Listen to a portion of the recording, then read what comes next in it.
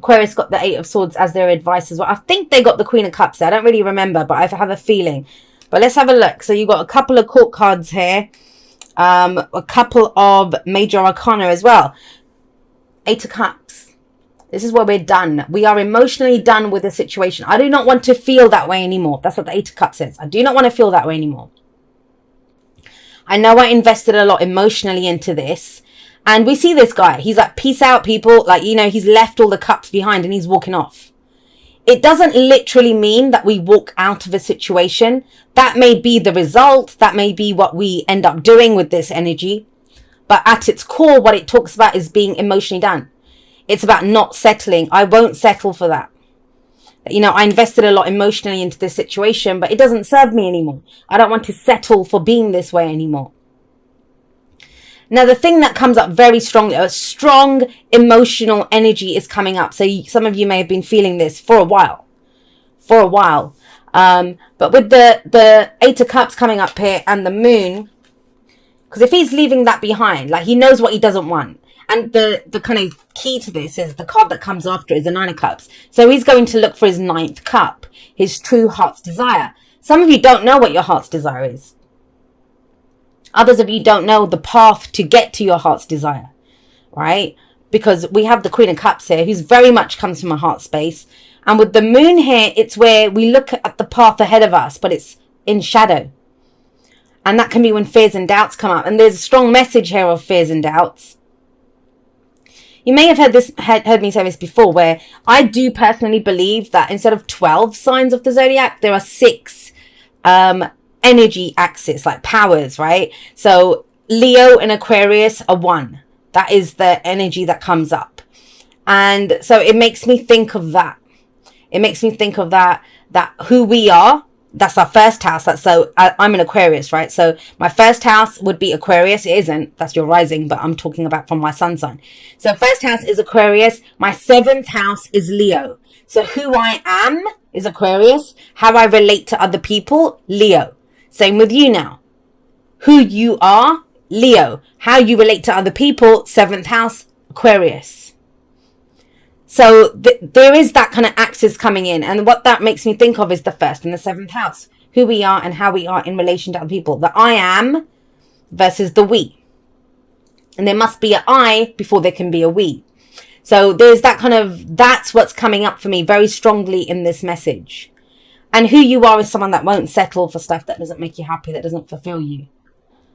But I think you haven't figured out yet how to connect with someone else, or what that connection is, where it's going, right? There are fears and doubts around that.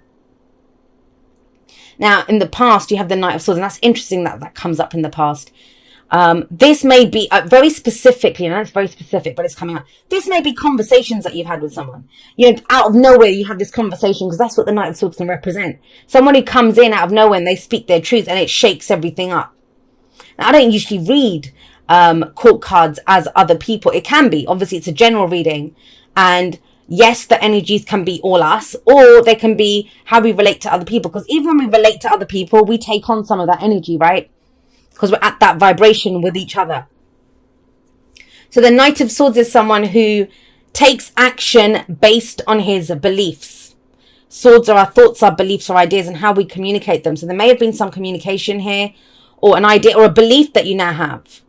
And so you're very committed now. You know that you can't stay where you were or keep doing what you were doing, settling. It's not fulfilling anymore. It's not emotionally fulfilling. The Eight of Cups, it's not painful. That's the thing with it. It's not a painful energy because you have nothing emotionally left to give to that situation. You have nothing left to give to it. And your reading is very much focused on, well, okay, I know what I'm done with. Where am I going with this though? Where am I going with this? I have a belief. I have an idea, but where do I take it? That's what this feels like. Now, the card, and the past is last week, last month, last year. It doesn't matter. It comes up to indicate why we are where we are. And the heart of the reading is the focus. It's either what we're dealing with, what we're focused on, what's going on right now. I'm very big on the present being the point of power. That's why we have 3 cards that indicate the present. This one, what we, you know, how we go forward, what we're dealing with. The present, and the advice, what we do now. And these are both kind of past energies. And we have one for the future, because the future can be changed. It's what we're headed towards. And the present is the main energy for this month, or for the period that I read for. Now, the Queen of Cups coming up here, she's a lot about unconditional love. Unconditional love. What she loves, she understands. She doesn't really need anyone, but she's happy to share her love with people and to love people. That doesn't mean you're a doormat and you just keep giving and don't get anything back. That's not what unconditional love is. You've probably heard me say this often. We can only give that which we have. So she loves herself. She knows what her love is worth. That's why she's happy to give it. But you can only keep that which you give. So once you give that, once you express that love, once you come from a heart place, that is what you will attract back to you. She's nurturing, she's loving, she's caring, and she knows how to love. And that's big here, especially if you're going for that 9th cup, right? If you're going for the heart's desire. So that's your focus here. What is it that you desire, Leo? What is your heart's desire? Think you've had an idea or kind of plan around this with that Knight of Swords coming up. And a lot of the readings I've been getting this is very kind of head or heart kind of balance, very chariot-like energy coming up. Even though the chariot's not here, it's that kind of energy. All right, got my head on board. Is my heart on board with this as well? Does my heart want this too? Because it kind of feels like in whatever existing situation is, that plan can't play out the way you want it to. For whatever reason. There's confusion here. There's something that maybe you have an intuition about something, because the moon can very much say that. But it says you can't trust what you see. Whatever you see around you, you're not feeling it.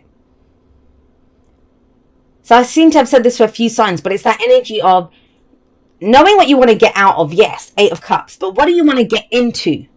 What is the dream? What are we headed towards?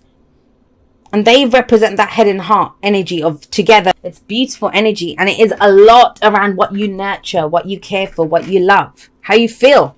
Because you got the Empress. The Empress is about growth and abundance. And a lot of you may have been trying to figure it out logically. Well, how do I do this? How do I make this work? What do I say? And all of that. And it's like, take a moment. Let's pause. This is very 5th house energy, actually. I always see the Empress as 5th house, which is your house, Leo. It's the house that Leo rules, right? I kind of get that sense that it's about, well, what do I want to give birth to? What do I want to create? If I'm not happy with how things were in the past, or where I've been investing, my emotions. I was trying to mix together investing and emotions. But, you know, what is it that I want to give birth to then? What am I nurturing and caring? What am I pouring all of this love into? That is the highest vibration of Leo. The highest vibration of Leo. The lowest vibration of Leo is to be in the spotlight, right? But the highest vibration of Leo is to understand that you guys are the sun. You guys are the spotlight. And it's who you put that warmth and that lovely, beautiful, life-giving energy on. Who do you shine that light on? And it's very much, if that's the heart of this. The Empress understands that to get the best out of anything, it takes time. You know, that's why she's represented as the mother. And you see her here holding her baby. It took time for her to conceive. It took time for her to carry that baby. When she gave birth to the baby, then it's about taking care of the baby, right? So it requires a lot of effort, nurturing, love, all of that. But where have you been giving that energy? Because that's coming up here. You're kind of done with something. Right. But that all makes sense. So we've got the 3 of Empress is number 3. We've got the 3 of Coins, 3 of Pentacles coming up here. And that to me talks about, well, where are we going? What are we building? What are we planning for the future? Who do we have? Who's the right people for the job? It's being resourceful, getting the right people for the job as well when that comes up. And you have the 3 of Coins, 3 of Pentacles. And I've told this story before, and you've heard me probably say this a million times whenever this card comes up. But it's around the focus and it's around your purpose. Does it appeal to you from a heart level? Or are you just going through the motions because you think it's the right thing to do? Or is it because you truly feel it? And the story that comes up around this card, I always say, is the story of the 2 stone cutters. There's a guy walking down the street and he sees 2 stone cutters. They're doing the identical jobs. They're both doing the same thing. He goes up to the first one and he says, oh, you know, what are you doing? And he says, oh, I'm cutting stones. He goes up to the second guy and he goes, what are you doing? And he says, I'm building a cathedral. What's the significance of that? The first one's just doing a job. You know, he's just cutting the stone. He's going to get paid at the end of the day, job done. The second guy feels like he's part of something bigger. His work has purpose. He is building a cathedral. You know, he's not just cutting a stone. He is cutting stones, but it's part of a bigger plan. So whatever it is that you're doing now, nurturing, growing, loving, whatever it is, you know, that is about growth and abundance when the Emperor shows up. Is it part of your bigger plan? Is it part of your big picture? And it's almost like in the broad strokes is where you get the answers now.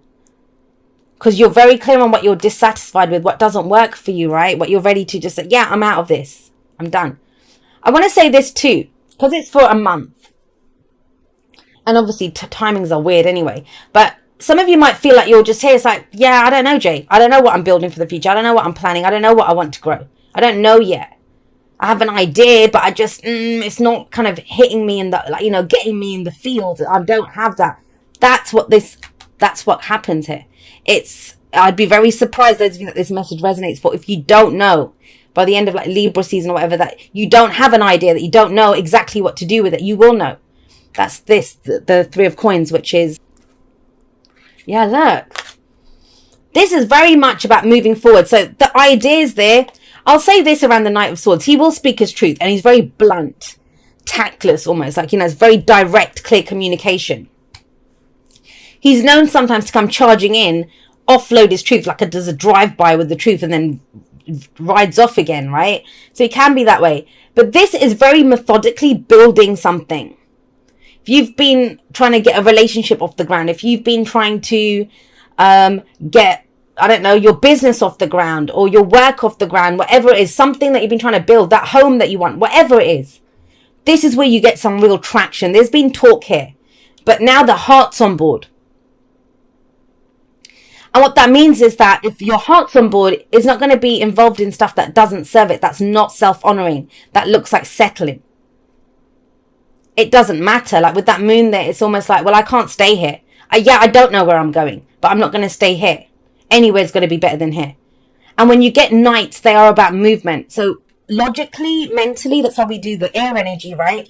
You've figured it out. You know that you need to move forward because your belief system has changed. But this is where you actually put in the effort, because with coins or pentacles, it's our physical reality. It's our physical reality. It's the work that we put in. Now, the thing with all of the knights is they progress a situation, as I said. The kings and queens, they sit on their thrones. The pages, they run around, little ones that run around, right? It's the knights that get the real movement going. And the Knight of Coins, yes, he may be the slowest moving knight, but he is still faster than the rest of the court cards. Just the other knights are faster than him. And this is where you start putting in the action. So with coins or pentacles, it's going to be around our physical bodies, right? Our jobs, our work, our businesses, our homes, our possessions, our relationships even. But our investments, our savings. It's time to move on that, to act on that, to grow that. And the beauty of the Knight of Pentacles is that he will show up and he's going to get the job done. So if you've been putting off a plan or a project, trying to figure out, is it time to do it? It feels like the time is now. I know that's Wheel of Fortune, but it's kind of, that's the energy that I'm feeling here, which is it's time to start putting those plans into action. Maybe start working with some other people, whatever it is that you need to do here. The downside of the Knight of Coins, the Knight of Pentacles, is that he can go unnecessarily slowly because he wants a perfect plan. He wants a guarantee. And that's the place where these fears and doubts would come in, because you're not going to see that. The moon very much says that, is that you won't see what's coming up ahead. It's more about, I think you're kind of going into uncharted territory, like you've never been here before. And it's in these spaces that we get the new experiences and we get the real growth. Because any map that you have is of where you've been, right? And you're going into new spaces now. You're not going to know what's there. And so the Knight of Pentacles, in his highest vibration, he's going to make sure that, well, I don't know what steps 3, 4, 5, 6, 7, whatever are, but I can take step 1 perfectly and I can take step 2. I'll figure out step 3 when I get there, but I'm going to see this through to the end. I'll find a way to do this, to complete this, to make it happen. It's the work. It's putting in the real work and effort into this. You're building something big here. And I get it. You know, when you've got knights coming up as well, they're not kings and queens. So it may be that you feel like you're trying to learn something. Your heart is the highest vibration here because it's the queen. she's more experienced and she has more authority than the knights, right? That's why she's coming up with the heart of everything. Trust your heart. Trust what you're trying to nurture. Trust what you feel around this. But then take the steps. Start building it. And if you're looking for guarantees or a perfect plan, trust that you are the guarantee. Trust that you are the guarantee. You're making this. You're nurturing this. You're growing it into what it will be. And you have the Emperor coming up in the future. And the Emperor is about standing in your own personal power. Your own personal power. The Emperor it's going to be one of two bits of advice when he shows up. One, don't be so controlling, right? Because the Emperor, my way or the highway, right? He's in control. He decides. He's the one that has the final call. It's his responsibility. It's his empire. And your life is your empire. But when we get so stuck and wanting to control every facet of how it shows up, we can block out new ways of doing things. So there's that for starters. But the other end of the other thing that comes up around the Emperor is it's about stepping up and taking control. We've got yin energy here. We've got yang energy here. So that's the holding space for this, holding space for the idea, holding space for the feeling, nurturing it, growing it. But then what do we do with that? We take action on it. And that's where the yang energy comes in. And so let's not ignore that. We have the Empress and the Emperor in this reading. The divine masculine and the divine feminine. Now, if this is a relationship, that's wonderful. That's two people who they are perfect partners for each other. It doesn't matter if you're same sex, whatever. It's about the energy, and we all carry that energy within us. There is a partnership here. Especially if you're at a place where you kind of feel like, should I, if that question is, should I wait for this person? Should I stick around here? What do I do? This says you keep building and moving forward with your future. You keep taking those steps and keep doing it. Your person will match you. If they're your person, they will catch up to you. They will match you. That's why these two come up, that partnership. Now, if there isn't, even if that person's not your person, that it does show that somebody will come up. You have a partnership coming up there with them two. I often see them as, I don't know if you've seen the movie My Big Fat Greek Wedding, and it's the night before her wedding or something, and her mum says to her that the man might be the head of the family, but the woman is the neck. She decides which way he turns, right? And that's kind of how I feel these two work together. And the way that I've always seen them, so the Emperor's the boss, the father figure, right? And it's almost like, you have that boss who's a right arsehole, like he's a tough nut. He's always on it, and you always think, who would put up with him? And then you meet his wife at the Christmas party or something, and she's like the sweetest, most loveliest person. But they work well together. They I don't want to say complete each other, but they are two halves of a whole almost. Yeah, so it is that completion. They are perfect for each other. Because she's that kind of softer, it's the yin and the yang. Now forget anyone else. This is within us as well. We can't always just be soft. We can't always just be holding space for stuff. It's about taking action and doing something with that as well. She's not going to hold her baby within her forever. She must give birth to it. That outward energy, the yang energy. And that's where the Emperor comes in and takes control. This is stepping into your own personal power. If it's yours, if this is something that you've given birth to, then it's yours, right? Then it's your call on what you do with it, how it grows.